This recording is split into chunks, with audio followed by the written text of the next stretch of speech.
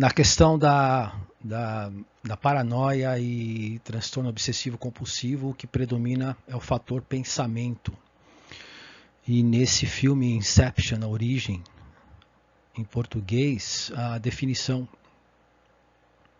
dessa ideia ameaçadora de que o mundo não é real. Então, essa é a ideia que tenta irromper na consciência. Uma vez que ela domina a consciência, uma vez que nós temos consciência dessa ideia, a forma de perceber é alterada e o sentido do real é diluído, né? Desmorona.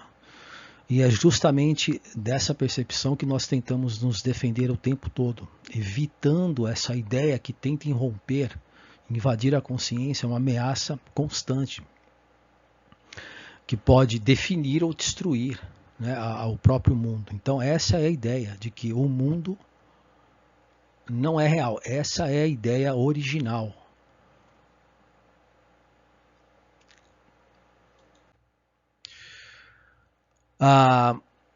Aqui no livro do Freud, do caso Schreber, um caso de paranoia, né, é interessante que novamente o fator da emoção, pontuar esse aspecto, porque esse afeto que deveria ser percebido como amor, ele é percebido como ódio.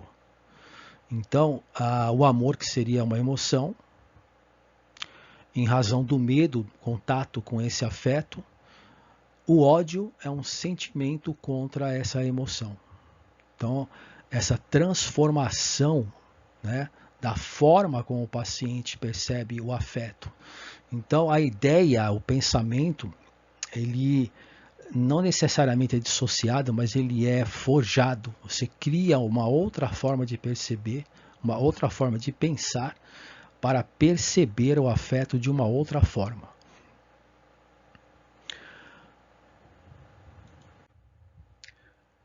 A questão do corpo também é interessante, porque o corpo também é objeto de projeção de conteúdos inconscientes. Não só as pessoas e objetos no campo da percepção, mas o próprio corpo.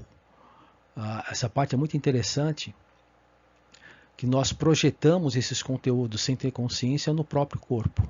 A forma como você percebe o próprio corpo é determinada como você se defende da questão do pensamento e afeto. Então, nós somos o que sentimos. Né? Isso aí seria a forma se você entrasse em contato com o aspecto afetivo. Melanie Klein aqui traz um exemplo interessante que desde criança já temos essa reação de defesa contra o afeto. Né? Desde aqui está escrito o relato aqui de 6, 12 meses, procurando destruir a mãe. A criança percebe, desloca, transfere para a mãe aquilo que ela sente como ameaça, né? Um desconforto, dessas sensações vegetativas, como Reich explica. E o Reich também coloca aqui vários exemplos de como o paciente distorce a percepção do próprio corpo. Né? Nesse caso aqui, o paciente projeta conteúdos negativos no próprio corpo, então ele vê o corpo fragmentado, ele não tem uma percepção holística do corpo inteiro, né?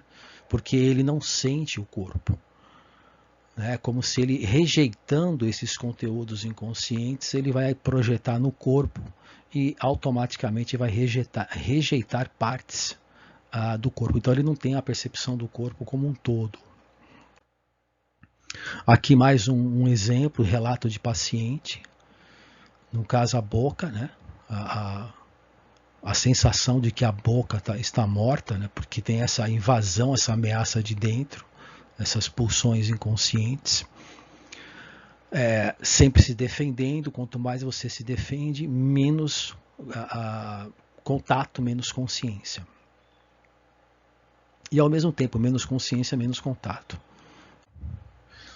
Aqui mais um exemplo, essa percepção de que é algo ruim, sujo, né? Isso você não tem Como você não tem a consciência dessa ideia, você vai perceber isso no corpo.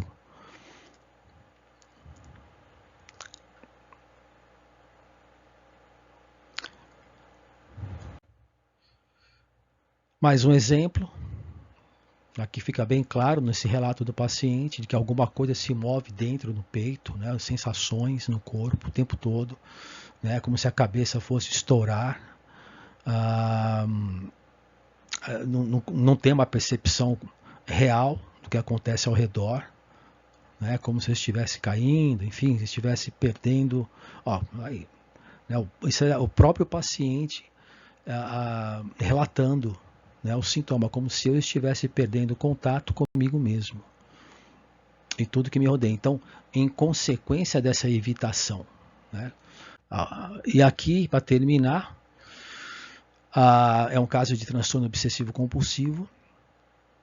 O pensamento original, aquele que mostra que o mundo, você vive numa bolha e que essa bolha não é real. Esse pensamento você quer evitar, né? E você vai forjar, você cria um outro pensamento, esse outro pensamento é cristalizado, você esquece o original e tem esse forjado, criado como se fosse a verdade. E predomina aqui a paranoia, né? A perseguição, assim como na paranoia a perseguição.